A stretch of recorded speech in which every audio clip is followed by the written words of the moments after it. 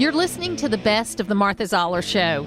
You can hear the show live Monday through Friday from 9 to 11 on AM 550 and FM 102.9 WDUN and streaming at accesswdun.com. You can find all things Martha Zoller at marthazoller.com.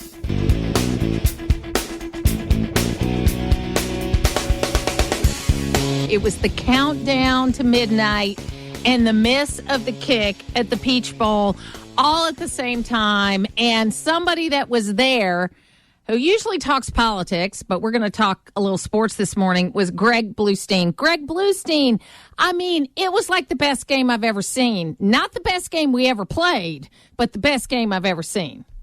I agree. I mean, it's right up there with the Rose Bowl for me. I was on the sidelines for both of the games, but it was incredible. That moment, that audio just now set my heart racing all over again. I'm telling you what, and it was. There were several things, of course, in this game, and it is the Martha Zoller Show, and I'm back, and I'm really happy to be back. I'll tell you the magical mystery tour that was my few days off later on in the program, but there are. You know, there were mistakes. There were missed field goals. The defense looked gassed. The Georgia defense looked gassed from the beginning of the game, at least from my perspective on my big TV. And I just, they just didn't play their best, but they scratched it out and ended up winning. And I think really a pivotal call. I used to criticize Kirby that his one weakness was time management, but boy, that timeout call where Ohio State converted that fourth down was major. Yeah, and kind of sniffing out the fake punt there early, that was probably one of the most pivotal calls of the game. And Georgia just seemed like a different team than it was 5 years ago. This reminded us. I mean, Mercedes-Benz Stadium used to be a house of horrors for Georgia, and now it's a house where the team dominates. Now, I do know that I don't know if you were on the field when they had the presentation and they were giving the defensive player and offensive player of the game. And, of course, I understand that, they have to give them from the winning team. And clearly the defensive player, the guy that sacked C.J. Stroud twice, was clearly the defensive player on the Georgia side. And Stetson, I guess, was the offensive player, but C.J. Stroud was something else. I mean, he was hard to defend against. He seemed impossible to stop. He was making these unbelievable passes, completions, from his back heel, from his off foot, in the middle of going down. He would pull off these incredible completions. But Georgia found a way to stop him, and that was the way we won. So Kirby very humbly at the end of the game said, look, judging by what I've seen, I don't know if I'm ready for TCU. Stetson Bennett had a tough night. I mean, he wasn't one of these guys sugarcoating it about what they need to do. I personally, this is my personal view, it's too long to have 4 weeks between games. It's you never know what you're going to get. I like our odds a lot better with the 9 days. Same here. I mean, the good thing about the 4 weeks is it gave some of our guys some time to recover, Matt McConkey, others who were banged up. But the bad news is exactly what you said. They're rusty. And now there's not nearly enough time to let that rust form with just a few days off between now and the next game. So to shift to politics a little bit, I don't know if you saw the tweet that was from a Democratic strategist that said, hey, Democrats of Georgia, please don't complain about the short day of the first day of the session as if it's some kind of terrible thing, because we are so out of step with what real Georgians are interested in. Did you see that tweet? It was very funny. I didn't see it, but I wrote about that shortened schedule, and the thing I always remind folks is that just as many Democrats are going to L.A. and went to Indianapolis last year as Republicans. I mean, Stacey Evans, the former gubernatorial candidate for Democrats back in 2018, she was, sitting kind of front and center in Indianapolis. I don't know if she plans to go to L.A., but she's a diehard Georgia fan, and so are so many other Democrat lawmakers who have no problem with a shortened schedule. And frankly, most days that first Monday is a shortened day anyway. No substantive work gets done for weeks at the state legislature doing these kind of odd year sessions. Because there were these weird things during the campaign, like where Stacey Abrams scheduled an event in Athens at 3:00 on a game day, and that wasn't related to the game. It wasn't like a tailgating thing. I mean, it's a common thing for political candidates of both parties to have these tailgate events at University of Georgia football games. But like Stacey, on 2 occasions, had these like separate events, often different places, at weird times on game days, and it just seems to me to be out of touch. I realize there's a lot of people that don't follow football, but it seems to be you want to be where the people are. Yeah, I kept on thinking that Stacey Abrams would take advantage of game day, saying, hey, this is my plan to legalize sports gambling. This is my plan to expand Hope Scholarship for needs-based. Do something to tie it in, because I was writing stories about how Brian Kemp, how Herschel Walker, of course, and even how Senator Warnock were using game days to try to, mobilize their supporters. But instead, there was one game day, I think it was against Tennessee, where she actually wore orange on TV. And I don't think she did that on purpose, but many, many Democrats, including folks from her own campaign, were kind of like saying, oh, yeah, why did she do that? I know. So you mentioned Stacey Evans, and she's somebody that I wonder what she's going to do next, because I think she put up a really good fight, and clearly after this kind of shellacking that I call them very fondly the ladies from Atlanta had in this last election, that there needs to be some discussion about what Democratic policy is. And some friends of mine, Theron Johnson, in the last Georgia gang, made a comment about guns that was very interesting, saying that we don't want to limit law-abiding gun owners. We want to make sure that illegal guns are off the streets. And I had a conversation with him afterwards saying, that's a little shift in your policy. The first question I asked him, quite frankly, is, do you have a new client that's a Second Amendment client? Because Theron, as you know, and she goes, no, I just have been talking to a lot of people in my community, and they say, wait a minute, guys, we don't want to get rid of all guns, because our wives and our daughters are getting legal guns because they don't feel safe in Atlanta, and we want to be able to own guns legally. We just don't want we don't want thugs to have guns, okay? And so there's this shift and this nuance, and I've talked to other people like Michael Thurman and other people in the Democratic Party over the last 2 weeks, just kind of wishing them well with the holidays and things like that. And there's going to be a shift in how they talk about the gun issue in Georgia. That'll be interesting. I haven't necessarily seen that yet, but I don't doubt that could happen. In general, I think there's going to be a bigger shift overall. There's some soul searching going on from Democrats because, of course, Senator Warnock won, but everything else at the top of the ticket was bad news for the Democratic Party. And there's going to be thoughts about, and there's going to be talking about how to appeal to the swing voters in a way that Senator Warnock was able to, but in a way that Stacey Abrams, Charlie Bailey, Jen Jordan, others were not quite able to get across the finish line, or even close to across the finish line. Jen Jordan and Charlie Bailey got more votes than Stacey Abrams did. And so there's going to be all this talk about how Democrats can, A, energize their base, but B, reach out to that middle of the electorate that proved crucial in both the governor's race and in the Senate race. Well, and what you saw, as we're kind of a few weeks out now from this, is you saw the fact that you had Republican candidates that got, 52, 53, 54% of the vote. And then the best, even though Senator Warnock won, it was 51.8 or 51.5, something like that. So he still underperformed based on what a majority is. So what you saw was there were several Republican candidates that figured out how to get Republicans, Democrats that were leaning, as well as independents. And there is this smaller Republican and Democrat base and this larger. And I don't mean that independent means they're unaffiliated. I think these are people that are unhappy with the mainstream of whatever their party was, and now they're calling themselves independent. So I think they can be won back by whoever tries to do it, but I don't know if the message is there. And look, we got problems on the right and the left with messaging. I think there's no doubt about that. Sure, and not to trivialize it too much, but I think Senator Warnock won because he claimed the center, and I think Governor Kemp won because he claimed the center. both of them were able to move to the middle in a way that Governor Kemp would be the last person to tell you he's a centrist. He's very conservative. Yes. And Senator Warnock is liberal. His voting record is liberal. But they both found ways to appeal to the center in a way their opponents couldn't.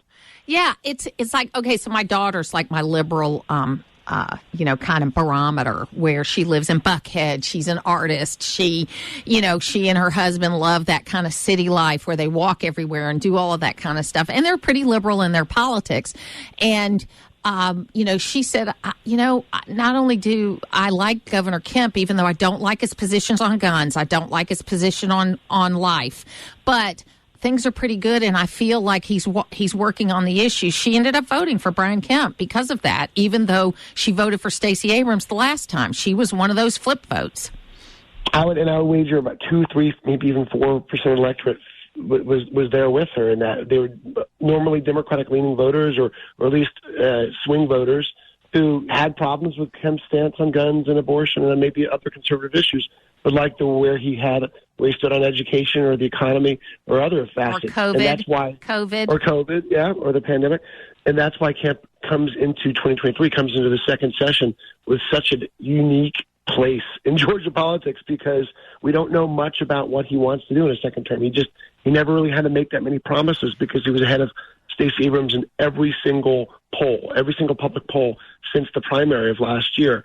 So he didn't have to make that many promises. He comes in as a national figure. He comes in with a national fundraising base now. He's a known quantity, not far beyond Georgia. And so he has this unique opportunity.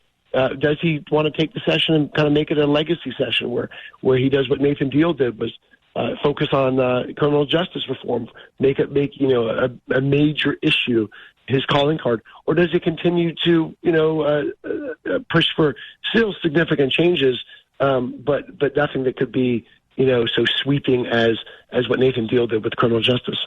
So one final question. On January 11th, when I hope we are still celebrating the second win of a national championship for the Georgia Bulldogs, the gas tax goes up. And I haven't heard any rumblings whether they're going to extend it one more time. The governor has said no up until this point. Does that affect him at all if gas goes up 30%, on January 12th? I really doubt it. I mean, at this point, it was something that both Stacey Abrams and Governor Kemp endorsed, which was essentially suspending that gas tax for the entire election year. It's not an election year anymore, and there is a huge surplus, but the tax coffers have taken a hit for infrastructure funding, and so my hunch is the governor keeps to his word and allows that gas tax to go back into effect to keep that money back in the coffers. But we'll see. Well, and we've got a lot of money out there. And, as Terry England famously said, the former head of the Appropriations Committee famously said that the hard years are not when there's not much money. The hard years are when there's plenty of money. Yeah, more than $6 billion. And that's going to be the big question for the session, is how lawmakers intend to use it. We know that the governor wants to spend about $2 billion of it on new tax refunds, but that leaves an awful lot left to spend or left to save. So we'll see. Well, and also one thing to kind of watch is there's still a lot of CARES money out there for school systems, and a lot of the smaller school systems have asked the Biden administration if they can have an extension on how long they have to spend that money, because it's almost more money than they can spend. And I'm watching that closely as a board member, but also, that I like the fact that these small school systems are saying we don't want to invest this money in things that are going to cost us in the long run. So it's a real fiscally responsible way to look, but we don't know what the Biden administration is going to say yet. Greg Bluestein, thank you so much, and go Dogs. Go Dogs. All right. It's where North Georgia comes to talk. It's the Martha Zoller Show on AM 550 and FM 102.9 WDUN. We've got Steve Moore with us from one of the best economists in the country. And before we get to the talk about the economy, Steve, what impact, if anything, does this kind of drama in the House over who's going to be the speaker have on the markets right now? Well, good morning, Martha. Happy New Year. Look, I think at this point I would put the odds at about 60% that McCarthy will be the speaker. But, it's very dicey at this point. I think the vote is coming up. When is it? In the next couple of days, isn't it? Or I think it's noon today, actually. Noon today. Okay. Yeah. So and so there will be potentially multiple ballots. He has to get to 218, and that means he has to get virtually every Republican in the House caucus, because all the Democrats are going to vote against whoever the Republican is. So that you have to have almost unanimity. And I think he might get there. Now, look, the conservatives are basically saying, some of them just don't like McCarthy. And by the way, I'm kind of agnostic on McCarthy. Yeah. I mean, if it were between McCarthy and Scalise, I'd rather have Scalise. Me too. Personally. Me too. But McCarthy is he'll be fine. What the conservatives are doing, which I think is kind of smart, is saying, look, if you're going to be the speaker, Kevin McCarthy, we need, as conservatives, some concessions about, putting more conservatives on committees and things of that nature. So we'll see how this plays out. I think that, I can't predict what's going to happen today. I mean, and we will see whether McCarthy is able to cut a deal. But, look, here's the other thing that I've been chomping at the bit to talk to you about. Have you seen what Mitch McConnell is going to do today? No. He is going to have a press conference in Kentucky with, who? With who? Joe Biden. Joe Biden. Oh, no. This is outrageous. I'm reading the Washington Examiner headline today. McConnell to host Biden in Kentucky for events celebrating president's economic plan and the big spending, $2 trillion spending bill. Is this man insane? Is he crazy? He is consorting with the enemy. He's celebrating another $2 trillion spending bill. I mean, shame on these Republicans. I think this happened right before Christmas. I forget whether you and I have talked since then, Martha. I mean, this was a betrayal by Republicans to vote for this horrific spending bill. I got to tell you, I've been talking to conservatives and, activists, conservative leaders, Republican donors. They are irate in anger at what the Republicans did in signing off on this massive spending bill. Have you noticed the change in narrative of all of a sudden they're talking about all this bipartisan success that Biden has had? Yeah. Yeah, right. That's the whole point of this. Is Biden's going to go to Kentucky. Oh, we have new bipartisanship. I'm such a great leader. Republicans, Democrats all agree. It's like, no, you've got some rhino Republicans who've signed off on these massive spending bills. And look, I have been someone who has not been a severe critic of McConnell. McConnell's done some very, very good things on the court and making sure that we have good Supreme Court justices. But when it comes to the economy, and he's just a big spending Republican, and this cannot hold because we're playing right into the hands of our enemies. There were 22 Senate Republicans who voted for this new massive spending bill, when they campaigned on getting the budget under control and doing something about the deficit. Yeah, it is. I mean, it is a mess when you look at this. You wonder if McConnell is trying to do some kind of Newt Gingrich, Bill Clinton thing, where they had this big summit. Remember that on welfare reform and all of that kind of stuff. I don't know, but I think that what's on the Biden side, he is very overconfident right now, and he feels like he's going to cruise right into re-election, but it is a long time until 2024. And then on the McConnell side, I don't understand what he's doing, honestly. I don't think anybody can figure it out. And, the problem, but it's not just Mitch McConnell. I mean, first of all, your two Georgia senators have obviously voted for this horrific bill. And I don't want to be a Debbie Downer at the start of the year, but I got to tell your listeners loud and clear that if we stay on this path that we've been on for the last 2 years under Biden of spending $4 trillion that we don't have, $4 trillion, not $4 billion. If we continue to spend money, if we continue to pass bills, did you see several of the Democratic senators admit that they didn't even read a page of that bill? There was 4,000 pages. Most of them have no idea what's in the bill that they remember. We used to make fun of Nancy Pelosi for saying we'll read it after we pass it. Well, that's exactly what they've done again. Do you think Mitch McConnell read that bill? Do you think that any of these 20 Republicans in the Senate who voted for that bill read it or know what's in it? If I sound a little angry, I am, because this is not the way to conduct business. We have a financial crisis that we're facing if we continue to spend and borrow money like this in Washington, and these guys are whistling Dixie. So you're not allowed to say that anymore, Steve. You can't say Whistling Dixie. Okay, but no, I'm just kidding. Is that politically incorrect? I know. It's like, so how do we get, so we're starting the year off chaotically then on the Republican side. So what's it going to take to get people back on track again? I want the Republicans to be true to their principles. Lower taxes, less government, more individual freedom, financial responsibility, the kinds of core values that we believe in as Republicans. And when they start acting like Democrats, now you mentioned the thing with Gingrich and Clinton. I remember that. And by the way, though, in those negotiations, Clinton moved to the right.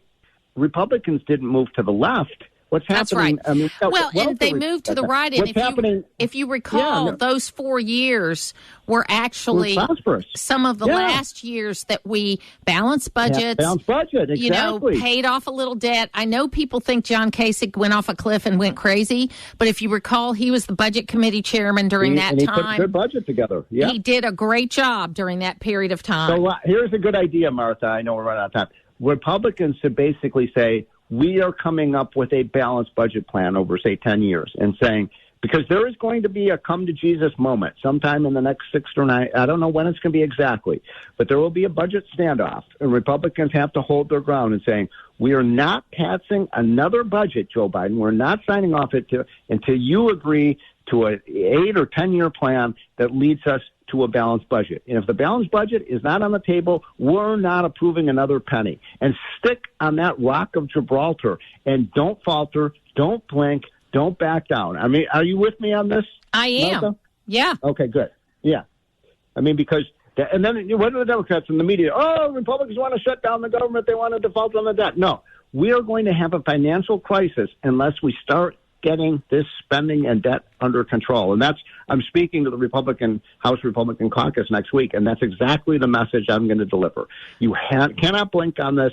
It's your responsibility as a conservative, an American, as someone who believes in, truth, justice, and the American way, to take a hard stand on this, because I got to tell you, we are going to have a financial crisis in this country if we don't get the debt under control. Yeah, we can't keep spending like this. We can't keep spending, and we've got a president that doesn't know the difference between debt and deficit. He constantly makes the mistake of. I'm not so sure. Mitch McConnell. I mean, if what we're saying is right, and I think we're in agreement here, then why in the hell is Mitch McConnell having a victory tour with Joe Biden right now? Because he's looking at it as money coming into Kentucky. It's what all these politicians do. Yeah. And he doesn't care that there's nothing behind it. He doesn't care that it's just printed money. He just wants to be able to take credit, because he's got issues at home too. I have 2 kids that live in Kentucky, okay? And he is not the most popular guy in Kentucky. I know. All right. You know who is? By the way, you know who is very popular in Kentucky? Who? Rand Paul. Yes. And he's the one guy who's standing up for principle. We got to get behind Rand Paul. He's the one guy who took a rock-solid stand against this. They call it omnibus. I call it omnibusted bill. It's going to bust our country. Absolutely. Steve Moore, thanks for being with us today. Happy New Year. You too. Take care. Bye. It's local radio, and that's why you're listening. It's the Martha Zoller Show on AM 550 and FM 102.9 WDUN. Patricia Murphy is with us right now, and she is one of the political insiders for the Atlanta Journal and Constitution. And there are, Patricia, I mean, before we talk about what you're looking for in the Georgia legislative session, we got a little drama unfolding. We got a couple of Georgia congressmen, or one Georgia congressman that may not be supporting McCarthy. You got a couple of new Georgia congressmen that haven't said one way or another. So it's an interesting thing to watch. It's interesting, and it's really unprecedented. It really just doesn't happen that you have a candidate for speaker, somebody who's already been internally elected by their caucus, now looking at January 3rd, which is the day they always swear in a speaker, and really not having the votes. It's not that he may not have the votes. He just doesn't have the votes right now. And so McCarthy has made enormous concessions to conservatives, to new members, all in the hopes of sort of cobbling together the votes he needs to get elected Speaker by Republicans. But he's not there yet, and there's not much left he can give away. And so even if he does get elected Speaker, he'll go in just an incredibly weakened position, and it's not the day you think Republicans would have since they just won the House and they should be celebrating. You know, it is a different sort of situation, right? When I think back to when Newt Gingrich, didn't actually lose the House, but did lose some ground in the House. And then he resigned, and then Bob Livingston was going to be the Speaker, and he had somewhat, by today's standards, was really kind of nothing. But he ended up saying he wasn't going to be the Speaker. And then we ended up with Dennis Hastert, who ultimately did have some problems that had to be dealt with. So that was a little unsettling, that period of time. But it's surprising to me. And Andrew Clyde, our 9th District Congressman, hasn't said he's in the group of congressmen that say they're not sure. So we'll see what happens. Yeah, and we're getting down to it. They're going to start taking early votes on that House floor, initial votes, the first ballot. And we don't know what Clyde's going to do. He was, as you said, he was in that group of 9 House members who said that they haven't seen anything from McCarthy so far. And that's after all of his concessions. That would lead them to support him for Speaker.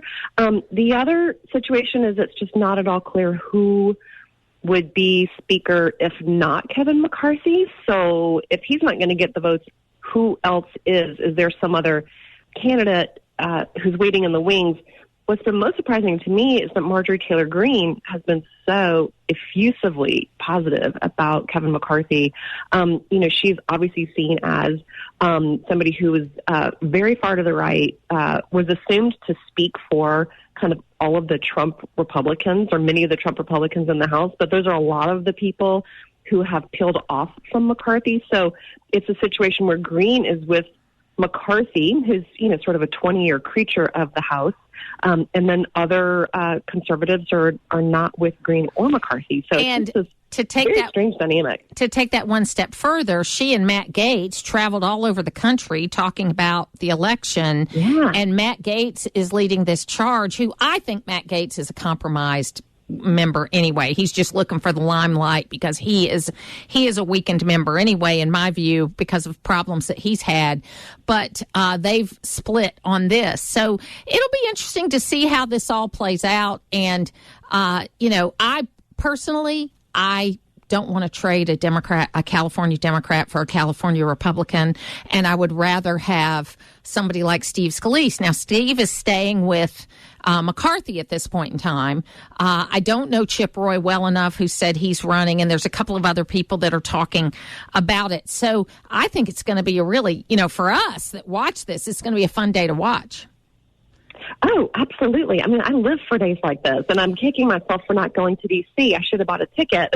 Well, and I don't usually think... it's so ceremonial. But, folks, we've gotten so used to saying democracy's in the balance.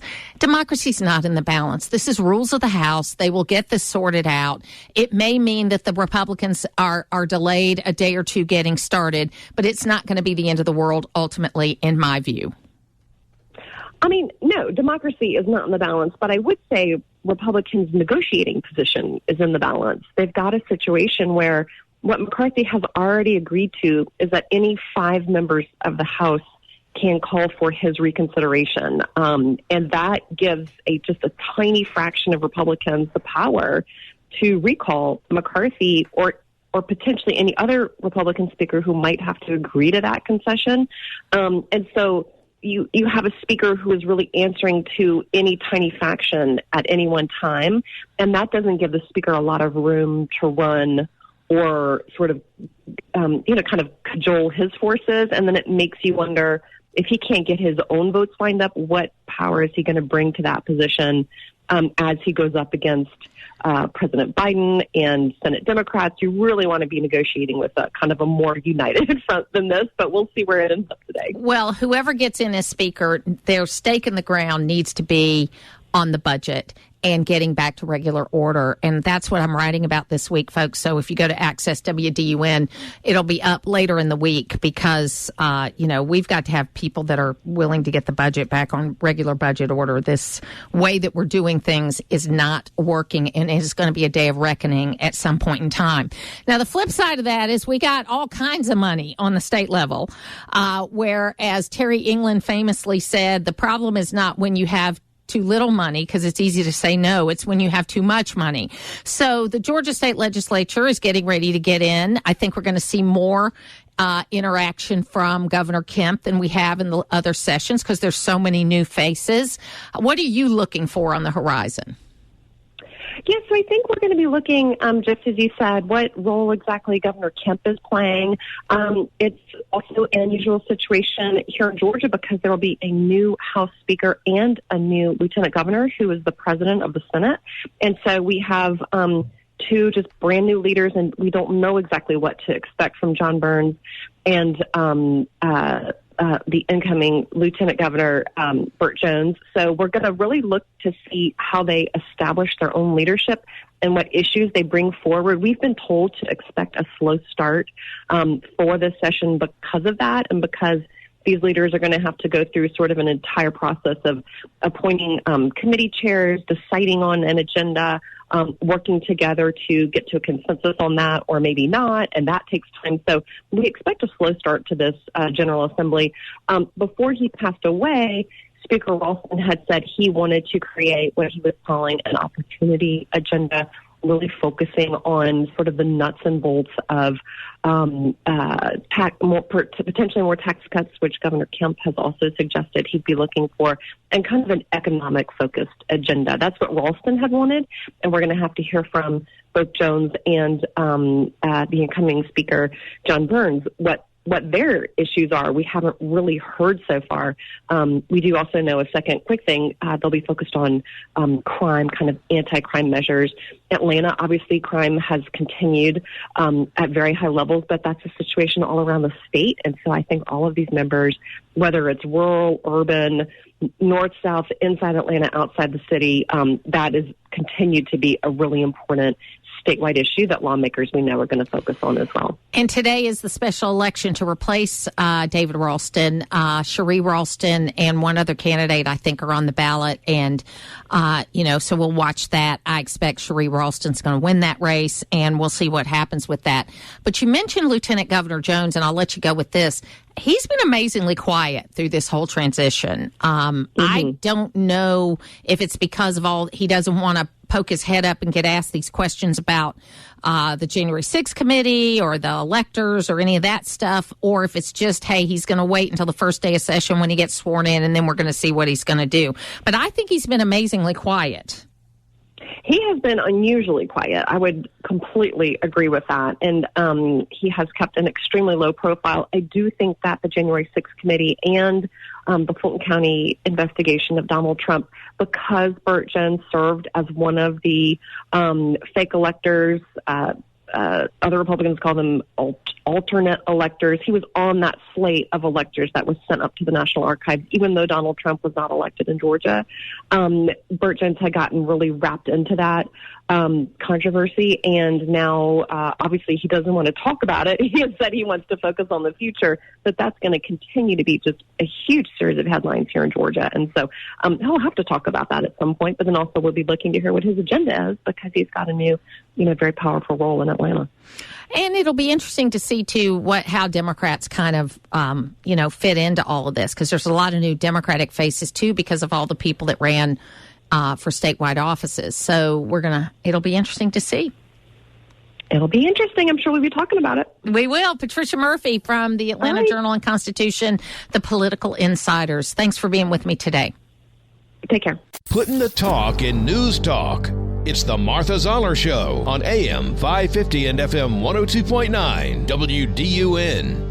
It is the Martha Zoller Show. Rod Huey is here with me. I am. We think we got drama over here. Boy, that's drama. There is a lot of drama, and it is a very strange story, because any family has problems. Yeah. And if you were to tell every bad story about your family, any family would look bad, Rod. Absolutely. But, I don't think it's many of us that has a dog bowl that would smash if you... We'll get into that. We're going to get into that. We'll get into that about that in a minute. Roger Gewolb is joining us right now. He is. We talk to him every other week. He lives in the UK. He is an American, so he has an interesting perspective. And Roger, we can't get enough of this stuff over here, where there are these little clips coming out from the Anderson Cooper and now the Tom Bradby interviews that are running this Sunday. But it seems like here, anyway, that the tide is turning against Prince Harry and Meghan Markle, because it just seems like they're just making stuff up as they go along. Well, I think you're right, Martha. I think it is starting to catch up in the U.S. with the U.K. As you know, I've just come back from America, and I think there are two differences that I observed. The first is that America is having a tough time politically, economically, cost of living crisis, all the rest. But, it isn't as bad as it is in England, where they have almost every public service on strike. The Army and the Navy and the Air Force are running some things. It is so bad. The cost of living crisis and energy and food here are far worse than they are in the States, and people here are really suffering. Nobody can get to work today. This is like the third day this week. There are no trains. And the basic attitude of the Brits is, we've got all this misery to contend with, and here are these two with nothing better to do. And I think their attitude, there is some sympathy in some areas, but I think the general attitude here is these privileged people who have nothing better to do than air their family laundry, which is just something that British people don't do. And as you say, in America, it's a family, for goodness. It's so sad. The second difference is that there was a lot more sympathy to their cause in America than there has been here. I think people here are very angry, bordering on disgust, fed up to the back teeth, and they don't want to hear any more about these two. Now, what's going on drama-wise, as you say, is if you remember the release of the Harry Potter books, millions of pounds and dollars were spent on preventing the storylines from being leaked, and then yet little bits were leaked professionally by public relations people here and there. That's what's going on right now with Bradby and Anderson Cooper and all. They're leaking little bits. My brother pushed me. It's just so silly. People here are sick of it. The sympathy is waning. I felt in the States there was still more sympathy, but I think that's weakening as well now. This is just not something that you do, particularly at a time like this. Well, and it's kind of like, President Biden over the holidays. I have no problem with presidents taking vacations because they're really never on vacation. A president isn't. But instead of going to his beach house in Rehoboth, he went to the U.S. Virgin Islands, which is very expensive. U.S. Virgin Islands, the average American can't afford to go to the U.S. Virgin Islands because it's very expensive to go there. And I think that by doing that, it was a little tone deaf. And that's kind of what's happening. Oprah Winfrey famously over the holidays posted this picture of this opulent dinner table with all her guests there. And she got some pushback and she didn't understand. But I think that when regular people that are working two jobs, say they're a nurse and a firefighter or a pastor and a teacher or something like that, and they're making, $100,000 a year or $80,000 a year together, when they see people that have more money than they can spend in 10 lifetimes doing things and not being aware that other people are having a harder time, they don't like that. They love it when times are good, seeing how good people are doing. But when times are bad, you have to be a little more or a little less tone deaf. Yes, I agree. I remember, I can't remember, David Geffen, the music mogul.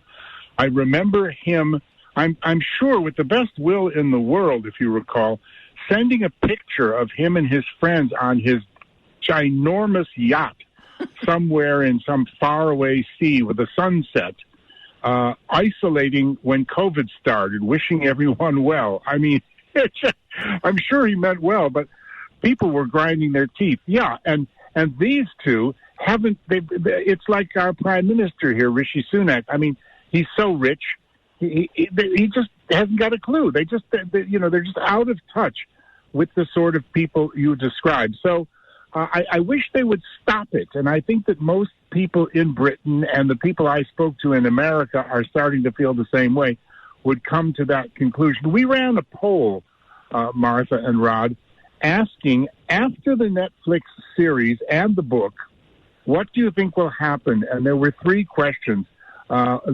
three possible responses. The first one was absolutely nothing, and that got 25%. The second one was they will be vindicated.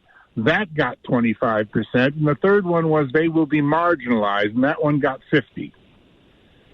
Yeah, I think that it'll be interesting to see how all this plays out. Now, you mentioned Rishi Sunak, who is the new prime minister, who has now outlived, Liz Truss. So he's not gonna be the shortest serving prime minister, but he does seem to be trying to be aware of things that are going on in the British economy.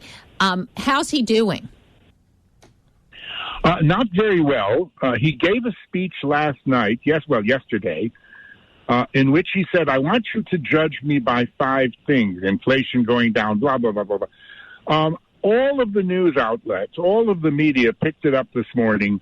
I was on one program, and they all pretty much said the same thing. It was just empty waffle. It was fluff because there was no how, why, when, nothing. It was like truth, beauty, and justice. And this is the same thing he did when he was electioneering against Liz Truss.